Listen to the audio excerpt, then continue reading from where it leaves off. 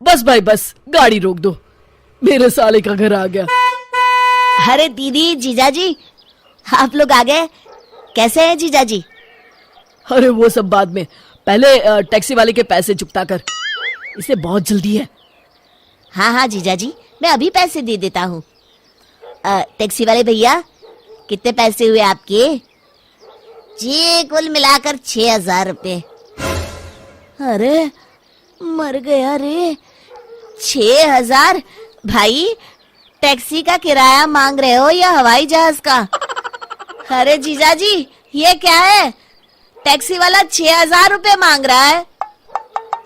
अब क्या बताऊं साले साहब, ट्रेन में सफर करने में आजकल मजा नहीं आता, इसलिए मैं टैक्सी बुक करके ही आ गया। अरे भाग्यवान, तुम बच्चों के साथ सामान लेकर अंदर चलो। क्या भाई, ये तो बहुत ज्यादा है, कुछ कम नहीं हो सकता क्या? ये सब तो आपके जीजाजी को टैक्सी बुक करने से पहले सोचना चाहिए था।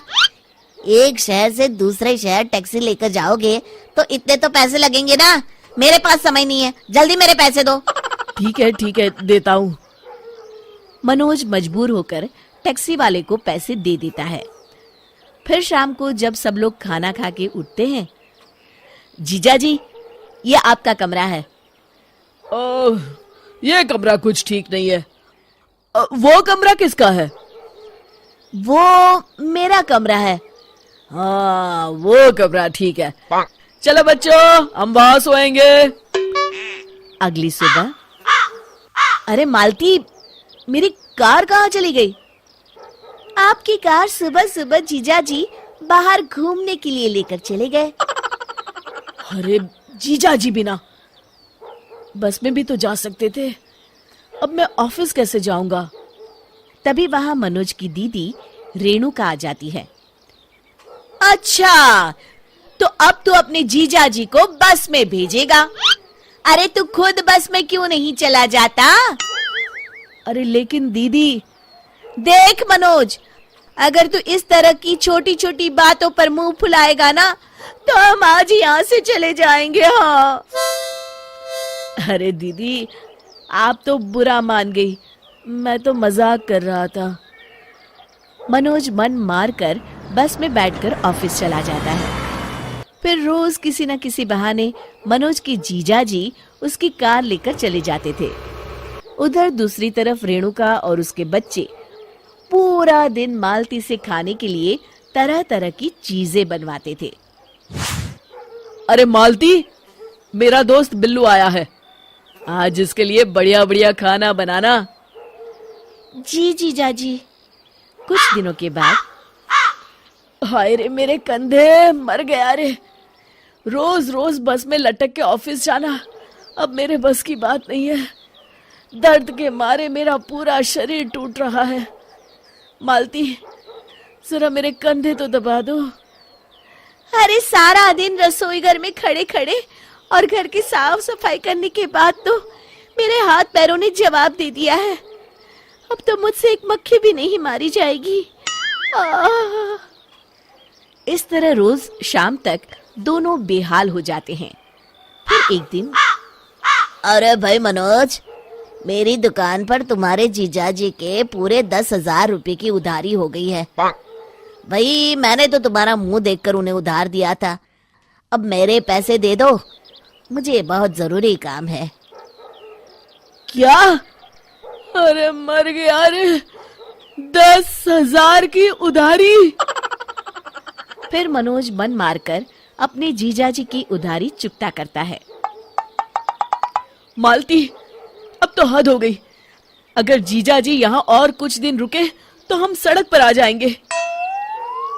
आप सही कहते हैं जी, ये लोग इतनी आसानी से यहाँ से जाने वाले नहीं हैं, हमें दूसरा रास्ता अपनाना पड़ेगा। अगले दिन, अरे जीजाजी, आज आप घर पर ही हैं? ये लीजिए मेरी कार की चाबी, जाइए जाइए बच्चों को लेकर कहीं घूम आइए। अरे आज तो कमाल हो गया, ये खुद कार की चाबी मुझे दे रहा है। गजोधर कार लेकर चला जाता है, लेकिन आधे रास्ते में ही कार बंद पड़ जाती है। अरे ये क्या हो गया इस कार को? ये तो पूरा सुनसान इलाका है, यहाँ तो दूर दूर तक कोई नजर नहीं आ रहा। अरे मर गया, अब क्या करूं? फिर गजोधर किसी तरह घर पहुंचता है। मनोज, ये तुम्हारी कार की चाबी। आज के बाद मैं इसे हाथ नहीं लगाऊंगा। हाँ। अगली सुबह। हाँ भाई मनोज, मालती कहाँ है? अभी तक नाश्ता नहीं लाई। अरे जीजा जी, कल रात मालती गिर गई थी। तब से मालती को कुछ भी दिखाई नहीं दे रहा। मैंने डॉक्टर भी बुलाया है। तभी वहां डॉक्टर साहब आते हैं और मालती की आंखों की जांच करने लगते हैं। हाँ भाई डॉक्टर, क्या बीमारी है, कुछ पता चला? मनोज, ये आदमी कौन है जो इतनी बदतमीजी से बात कर रहा है? डॉक्टर साहब, ये मेरे जीजा जी हैं। ओ जीजा जी, अरे माफ करना, आपका तो बोलना बनता है जी। देखिए, सर पे भारी चोट लगने की वजह से इनकी आंखों की रोशनी पूरी तरह जा चुकी है। अब ये कभी नहीं देख पाएंगी। अच्छा, अब चलता हूं मैं। फिर अगले दिन से घर का सारा काम रेणुका को करना पड़ता है। उधर मनोज की कार खराब होने की वजह से जीजाजी भी कहीं घूमने नहीं जा पाते। दूसरी तरफ मनोज घर की बिजली भी कटवा देता है। क्यों भाई मनोज, हमारे घर की बिजली को क्या हुआ? दूसरों के घरों में तो बत्तियां जल रही हैं। जीजा जी, वो मैंने कई महीनों से बिजली का बिल नहीं भरा है ना। अरे तो जाकर पहले बिजली का बिल भरो।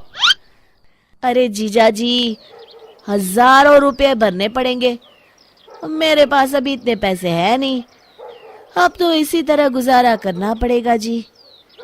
इस तरह गजोधर और रेणुका का उस घर में जीना मुश्किल हो जाता है।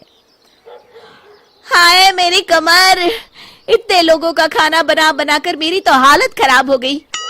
ये बच्चे सारा दिन बुआ ये बना दो, बुआ वो बना दो कहकर मेरी जान खाते रहते हैं। ऊपर से बिजली भी नहीं है। तुम सही कहती हो, सारी रात गर्मी में मच्छर काटते रहते हैं। ऊपर से मनोज की कार भी खराब है। अब यहाँ रहने में कोई मजा नहीं है। मजा तो अब यहाँ रहना किसी सजा से कम नहीं है। हम कल ही यहाँ से चले जाते हैं। हाँ हाँ, कल ही चलते हैं। अगले दिन मनोज की जीजाजी और दीदी घर छोड़कर चले जाते हैं।